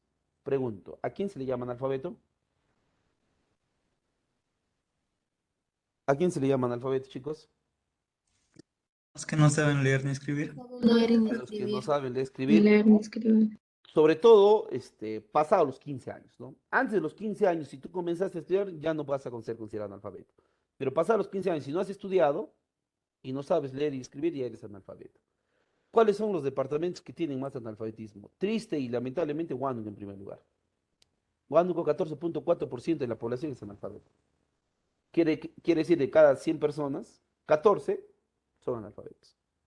Apurímac 14,2%, Cajamarca 12%, Huancavelica 11,6%, Anca 11,4% y Ayacucho 10,6%. ¿Qué en común tienen estos 6 departamentos con más analfabetismo? ¿Qué en común tienen? Están en la zona andina, ¿no? Quiere decir que la educación en la zona andina es una prioridad o no. ¿Es una prioridad o no? No, ¿no? No, no. Mientras que los departamentos con menos analfabetismo son Callao, Lima, Ucayali, Tacna y Arequipa, ¿no? Callao es el que tiene 2.1, Lima 2.4, Ucayali 3.5, Tacna de la misma manera y Arequipa 3.7. Entonces, analfabetismo hay en todas las ciudades del Perú, en unos más, en otros menos. El día que el Perú tenga cero analfabetismo como tiene Cuba, ese día vamos a hablar de un camino al desarrollo. Profe, ¿Cuba por qué no es desarrollado? Cuba ya no es desarrollada por el tema educativo, sino Cuba ya no es una potencia por un tema básicamente de su régimen. Si Cuba cambiaría su régimen, que es socialista, por un régimen nuevo, fácilmente con la población educada que tiene, podría lograr grandes cosas. Pero en Cuba el régimen ha sido heredado de los Castro ha conllevado de que Cuba no se ha desarrollado, ¿no? Pero Cuba en analfabetismo es cero, 0% de analfabetismo. En cambio, en el Perú, el régimen es capitalista, neoliberal, y tenemos analfabetismo. Y eso ya no nos permite desarrollarnos. ¿Ve? Entonces, hasta acá vamos a avanzar. Ya el tiempo nos ha quedado corto. Y no sé si hubiera alguna pregunta para poder cerrar ya. ¿Quedó claro? ¿Ah? ¿Quedó claro? Chicos, Sí, profe, preguntas, quedó claro. dudas, Profesor, interrogantes. todo claro. Listo, espero Sí, que haya sido profesor. del agrado la clase y Dios mediante estamos encontrando el próximo martes. Cuídense, cuiden a los suyos. Buenas tardes. Hasta luego, profesor. Profesor. Cuídese, gracias. Cuide. La próxima, profesor, cuídese.